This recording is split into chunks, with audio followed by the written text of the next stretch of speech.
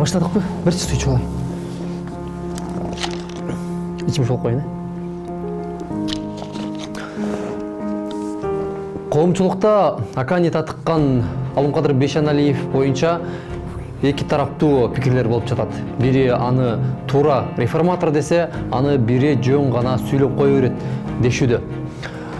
Биз сиздерге анын алып барып аткан ишмердүүлүгү боюнча, бүгүнкү күндөгү кылып жаткан иштери боюнча алдыңкы мүнөттөрдө көргөзөбүз. Тагыраагы анын айтып жаткандарынын көбү чындыкка кошпойт. Мындайча айтканда, Алымкадыр Бейшеналиевдин буйдалама реформасы тууралуу сиздерге көрсөтөбүз. Акани эттеби? Эмне мурмай койдуң дейт? Этиканы сактасаң болот. Этиканын эмне кереги бар дейм да. Простой этиканын мага эмне кереги бар? Алымкадыр Бейшеналиевдин кылып аткан иштерин реформа деп кабыл алуу бул өтө жаңылыштык.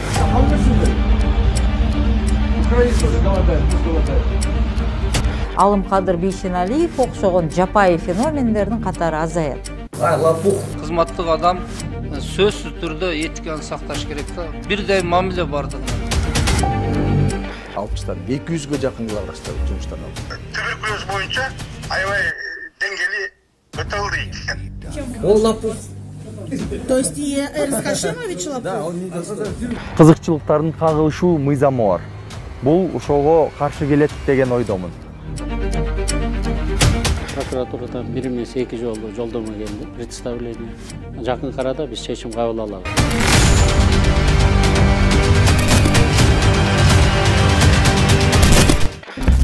Сөздүн башы министр Сабырбековтан баштап Исманкулов, Акрамовга чейинки чоосун эске албаганда Ысык көлдөгү Алтын балалык реабилитациялык борборунан баштайлы. Ал эки президент, 6 министр оңдоп ишке киргизе албай койгонду балам жасап жатат деп ачык эле айтып келет. А чынында муну президент каржылап, президент тарабынан демилге көтөрүлгөндүгү баарыбызга маалым. Садыр Нуркожоевич сураганда, Алтын балалык боюнча сураганда куралы дегенде биз көп жерден акча истедик. Бирок акча таппай калганда мен өзүм баламга кайрылдым да. Ушул жерде ремонт кылып берчи десем, папа макул дейт, кыргыз элине кийин дейт. Айтап турганда кала турган болсо, мен кылып берейин. Эмче ал жерде 3 президент, 6 премьер-министр келип мынакей кылабыз деп кыла албай коюптур да. Себеби анын сметасы ошол кезде 2005-жылы 12 миллион доллар экен. Ошонун баарын чыгарды ошондо. Андан кийин азыр 15 миллион деди эле кылып аткан.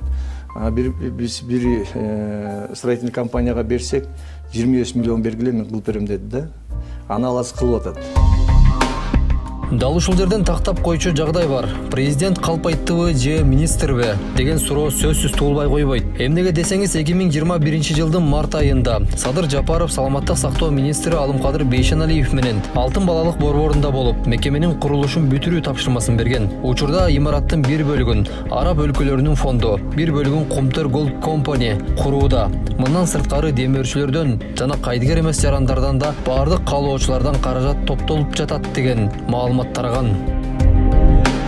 Учурда имараттын бир бөлүгүн Араб өлкөлөрүнүн фонду, бир бөлүгүн Комтер Gold Company курууда. Мындан сырткары демөөрчүлөрдөн, кайдыгер эмес жарандардан жана бардык каалоочулардан каражат тартуу үчүн кайрымдуулук марафонун өткөрүү чечими кабыл алынган деп айтылат маалыматта.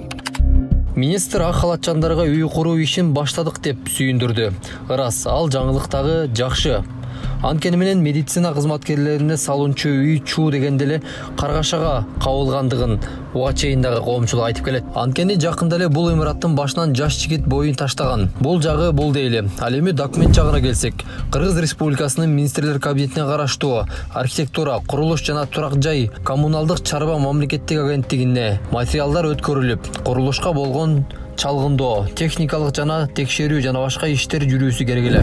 Бирок андай иш мерчемдери дагы болгон эмес. Тагыраагы бул дагы жөн гана сөз. Турак жай курууга болбойт, мыйзамга ылайык. Жарандык активист Мавлян Аскаров министр ак халатчандарга үй куруп жатам дегендиги суу кечпеген калп деп эсептейт. Себеби бул үйдүн мурда бир нече жолу кожоюну болуп, колдон колго өтүп келген жана азыркы тапта арестке коюлуп калгандыгы боюнча дагы кошумчалады. Саламаттык сактоо министри көргөзүп жаткан жер тилкеси, ошол жерде кура турган үй планы Биз бул маселени 2013 жылда көтөргөнбүз. Мамлекетке кайтаруу талабын койгонбуз. Биздин аракеттин артынан ал жер мамлекетке кайтарылган. Бирок майзамды одону бузуу жана коррупциянын айынан 2018 жыл кайра башка ишканага берилип кеткен. 2018 жыл берилгенден бери ал маселе эмне болуп чечилгени белгисиз. Ачык айтканда ал жер тилкеси бүгүн сотто мүмкүн баягы ал жерде ареста турушу мүмкүн да. Эми ачык айтканда атасы баласы кура турган бул жерде бизде мыйзам бар, конфликт интересов деп коет. Кызыкчылыктардын кагылышуу мыйзамы бар. Бул ошого каршы келет деген ойдомун. Баса, бул үйдө дагы министрдин бай баласы курмак. Кыргыз Республикасынын юстиция министрлигинен карай турган болсок, Бейшеналиевдин уулу Мар Бейшеналиев Драйв жоопкерчилиги чектелген коомунун негиздөөчүсү. А негиздөөчүлөрдүн бири Курманова Замира Марленовна, министрдин жубайы. Кыргыз Республикасынын финансы министрлигине караштуу мамлекеттик салык кызматы Драйв жоопкерчилиги чектелген коому буга чейин эч кандай салык төлөбөгөндүгүн билдирди. Мындан сырткары, жогоруда кеп кылып өткөн алтын балалык реабилитациялык борборун куруу үчүн министрдин баласы 130 кадетин сатып, 35 000 АКШ долларын мамлекетке салык катары төлөгөндүгү боюнча министр билдирген. Бейшеналиев клубко берген маалыматына таянсак, анын баласын улуттук коопсуздук мамлекеттик кызматы 20 күндөй текшерип, жыйынтыгында министрдин байланыштарынын жардамы менен кутулуп чыккан экен. Жыйынтыгында бул жерден дагы министр жалган айткан болуп чыкты. Буга чейин жалпыга маалымдоо каражаттарынан чыккан маалыматтарга таянсак, Бейшеналиев мамлекеттик кызматта иштеп туруп, жеке ишкерлик менен дагы алектенген. Алымкадыр Бейшеналиев, Кыргыз Республикасынын саламаттык сактоо министри. Ал буга чейин 16 жыл КММанын пропедевтикалык хирургия бөлүмүн жетектеп, ошол эле учурда Чүй облусунун Кемин районундагы Сабердин христиан чарбасын жетектеген. Ал өлкөнүн социалдык экономикалык турмушун өнүктүрүүгө жигердүү салым кошкондугу үчүн ага экс-президент Сооронбай Жээнбековдун колунан номиналдык саат алган. Бирок юстиция министри мындай христиан экономикасын каттай элек. Ал парламентке 2020 жылы Камчыбек Ташиев менен бирге Мекенчил партиясы менен аттанган.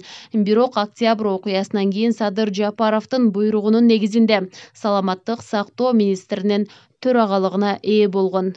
Бейшеналиев Чечей коомдук илимдер бирикмесин түзүп, ошол эле учурда Беймарал микрокредиттик компания ачкан. Беймарал 2012-2015 жылдар аралыгында жалпысынан мамлекетке 71 000 сом салык төлөгөн. Учурда компаниянын лицензиясы жок. Бейшеналиевдин дагы бир Арча Бешик мектеп комплексинде негиздөөчүлөрдөн бири болуп саналат. Ал 2008 жылы ачылган. Анда жылына 27 000 сомдон төлөп 400 студент билим алып турган.